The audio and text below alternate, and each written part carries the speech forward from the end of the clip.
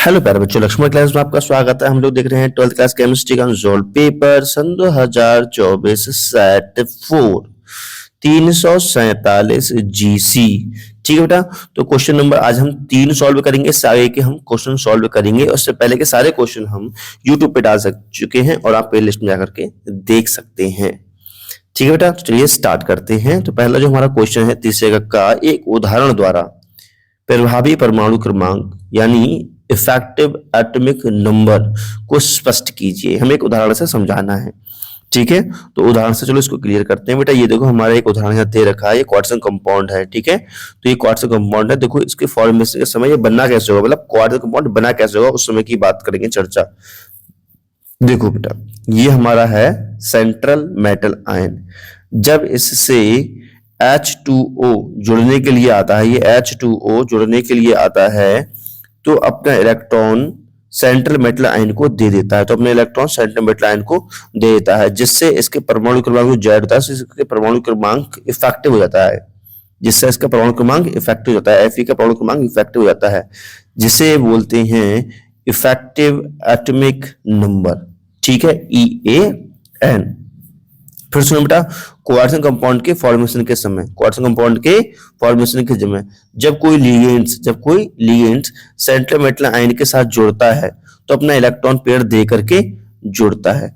और जब ये अपना इलेक्ट्रॉन पेयर देता है तब इसके जो जेड होता है, परमाणु क्रमांक होता है, उसमें कुछ ना कुछ इफेक्ट आता है, जिसे होते हैं इफेक्टिव एटॉमिक नंबर। ठीक है, चलो इसको परिभाषा के रूप में समझते हैं। परिभाषा इसकी क्या है बेटा, देखो लिखा हुआ है क्वार्टज कंपाउंड के फॉर्मेशन के समय जब लिगेंड्स अपना electron pair central metal ion को देता है तब सेंट्रल मेटल आयन का एटॉमिक नंबर कुछ इफेक्टिव हो जाता है। इसे ही इफेक्टिव एटॉमिक नंबर कहते हैं।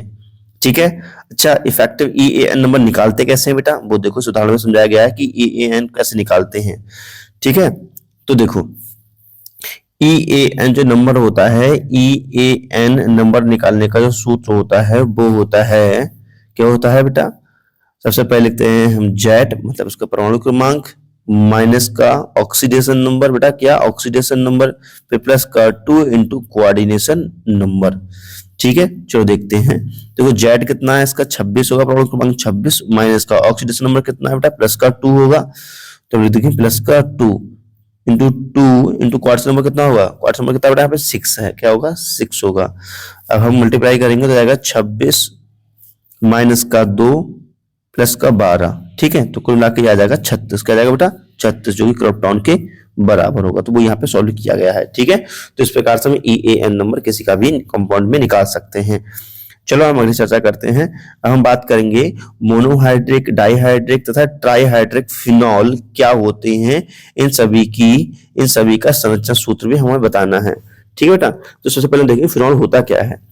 तो देखो फिनॉल किसे कहते हैं, ऐसे एरोमेटिक कंपाउंड। ठीक है, तो यहाँ पर हम ऑर्गेनिक ना लिखेंगे तो भी चल जाएगा। ठीक है, ऐसे एरोमेटिक कंपाउंड जिनका OH ग्रुप सीधे बेंजीन से अटैच होता है फिनॉल कहलाते हैं। बेटा देखो, जैसे ये क्या है, एक बेंजीन रिंग है, इस बेंजीन रिंग से सीधे सीधे OH ग्रुप अटैच है, ये क्या कहलाएगा, फिनॉल कहलाएगा। ये एग्जांपल भी इसका दिया गया है।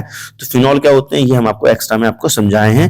हम बात करेंगे मोनोहाइड्रिक फिनॉल क्या होते हैं। बेटा देखो, अगर बेंजीन रिंग से मात्र एक OH ग्रुप लगा हुआ हो, ओनली एक OH ग्रुप, तो कहलाएगा मोनोहाइड्रिक अल्कोहल। ठीक है, अगर 2 OH तो डाइहाइड्रिक, 3 हो तो ट्राइहाइड्रिक। इनकी संरचना से हमें समझाना है। ठीक है, चलो स्टार्टिंग करते हैं। देखो मोनोहाइड्रिक अल्कोहल की बात करते हैं। मोनोहाइड्रिक कैसे होते हैं, ऐसे एरोमेटिक कंपाउंड। ठीक है बेटा, यहाँ ऑर्गेनिक लिखना आवश्यक नहीं है, लिख दिया हुआ अलग है, लिखना आवश्यक नहीं है। ऐसे एरोमेटिक कंपाउंड जिनमें ओनली एक OH ग्रुप बेंजीन रिंग से अटैच्ड होता है मोनोहाइड्रिक अल्कोहल कहलाते हैं। ठीक है, स्ट्रक्चर देखेंगे बेटा, ये देखो मोनोहाइड्रिक अल्कोहल का, ये भी मोनोहाइड्रिक अल्कोहल का स्ट्रक्चर है। ठीक है, मोनोहाइड्रिक अल्कोहल नहीं, इसको हम मोनोहाइड्रिक फिनॉल कहेंगे। क्या कहेंगे बेटा, मोनोहाइड्रिक फिनॉल। ठीक है, चलो आगे चलते हैं हम लोग। देखो डाइहाइड्रिक फिनॉल क्या होते हैं, ट्राइहाइड्रिक फिनॉल क्या होते हैं, इस पर हम चर्चा करेंगे। तो बेटा ऐसे एरोमेटिक कंपाउंड, ठीक है, एरोमेटिक लिखेंगे, ऑर्गेनिक ना लिखे तो भी सही है। ऐसे एरोमेटिक कंपाउंड जिनमें 2 OH ग्रुप बेंजीन रिंग से अटैच्ड होते हैं तो डाइहाइड्रिक फिनॉल कहलाते हैं। और अगर 3 OH ग्रुप अटैच्ड होते हैं तो ये ट्राईहाइड्रिक फिनॉल कहलाते हैं। इनकी स्ट्रक्चर देखते हैं, स्ट्रक्चर कैसी होती है बेटा, ठीक है। तो ये रही इनके स्ट्रक्चर, 3 OH ग्रुप लगे हुए हैं तो ट्राईहाइड्रिक फिनॉल है, या 2 OH लगे हुए हैं तो डाईहाइड्रिक फिनॉल है। अगले क्वेश्चन चर्चा करते हैं, जो गा वाला क्वेश्चन है अल्कोहल और फिनॉल की जल में विलयता का कारण स्पष्ट कीजिए। जो अल्कोहल होते हैं, फिनॉल होते हैं, जल में आसानी से घुल जाते हैं, ऐसा क्यों?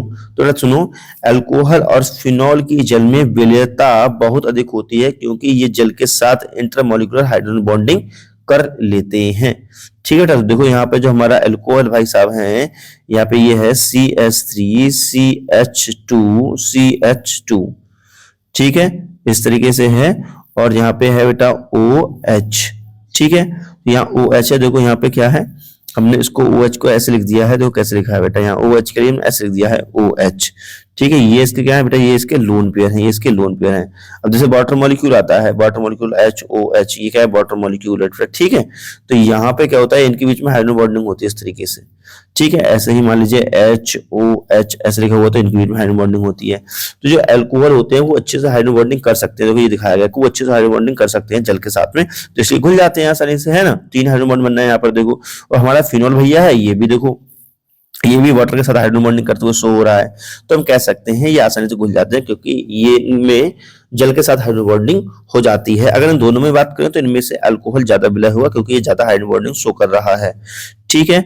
चलो अगला हम देखते हैं बेटा, अगला हमारा जो क्वेश्चन है घ वाला, ये है एंजाइम क्या होते हैं। एंजाइम को परिभाषित कीजिए तथा इसकी क्रियाविधि भी लिखिएगा, ठीक है।